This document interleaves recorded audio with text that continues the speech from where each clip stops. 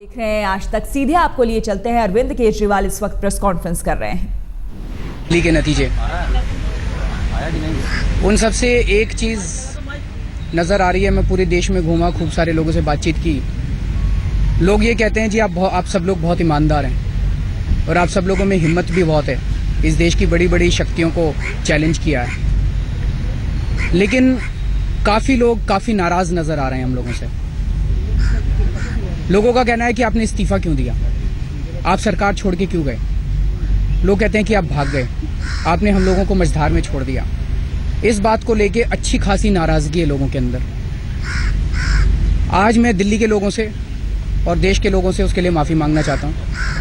हमसे गलती हुई, उस गलती के लिए हम माफ़ी मांगते हैं। जब हमने सरकार छोड़ी थी, हमने नैतिकता के आधार पर छोड़ी थी।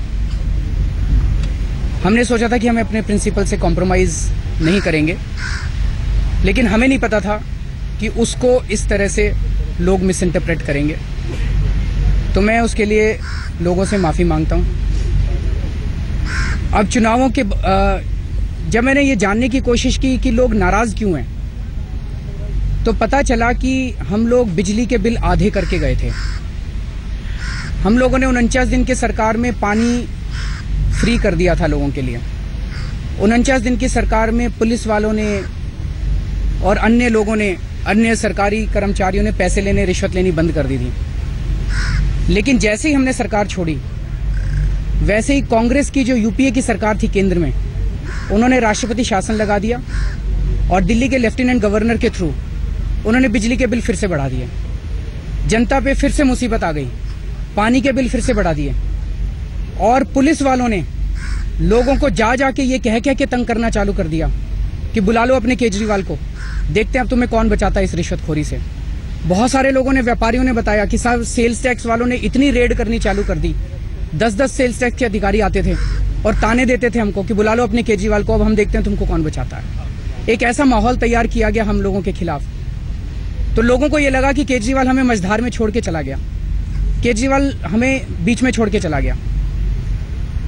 अब जब से लोकसभा के चुनाव खत्म हुए हैं, मैं दिल्ली में घूम रहा हूँ और पिछले हफ्ते भर से मीडिया में कुछ रिपोर्ट्स आ रही हैं, सरकार बनने वाली है, सरकार बनने वाली है।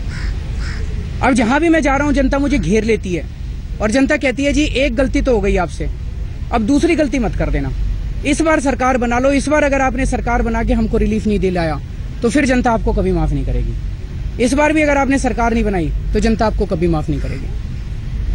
हमने सोचा कि इस बार हम निर्णय, इस्तीफे के दौरान हमने सबसे बड़ा गलती है कि हमने जनता से नहीं पूछा। इस बार हम अपनी मर्जी से निर्णय नहीं लेंगे, हम जनता से पूछ के निर्णय लेंगे, जनता से रायशुमारी करेंगे।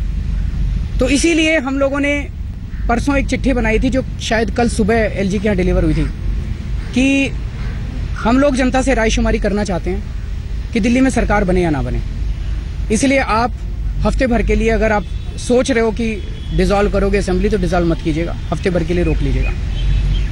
लेकिन अब जो घटनाएं घटी हैं, उससे ये लग रहा है कि दिल्ली में सरकार बनाने की संभावनाएं लगभग नेग्लिजिबल हैं, लगभग जीरो हैं। तो ऐसी परिस्थिति में अब रायशुमारी करने का कोई सवाल नहीं उठता, रायशुमारी करने का कोई फायदा नहीं है जब अगर सरकार बनने की संभावना ही नहीं है। तो अभी विधायक मंडल की मीटिंग हुई थी हमारी और सब लोगों ने अब ये फैसला किया है कि चुनाव की तैयारी करो, चुनाव में जाएंगे, जनता के बीच में जाएंगे। आने वाले हफ्ते 10 दिन में पूरी दिल्ली में खूब सभाएं करेंगे, सभाओं में जाके दिल्ली की जनता से माफ़ी भी मांगेंगे और आगे उनको भरोसा दिलाया जाएगा कि इस बार पूर्ण बहुमत दीजिए और 5 साल की सरकार बनाएंगे। देश में पहली भ्रष्टाचार मुक्त और सबसे विकास करने वाली सरकार दिल्ली के अंदर बनाई जाएगी। तो यही अभी विधानसभा कई सारी पॉसिबिलिटीज थी, लेकिन वो पॉसिबिलिटीज अब नजर नहीं आ रही। आपको लगता है कि कांग्रेस समर्थन देने वाली मना कर दिया? सर, क्या कांग्रेस अभी भी सपोर्ट करे तो क्या सरकार बनाएंगे? ये हाइपोथेटिकल क्वेश्चन है। आप किस आधार पे सरकार बनाने की कल्पना कर रहे थे? माइनॉरिटी गवर्नमेंट क्या? इधर माइनॉरिटी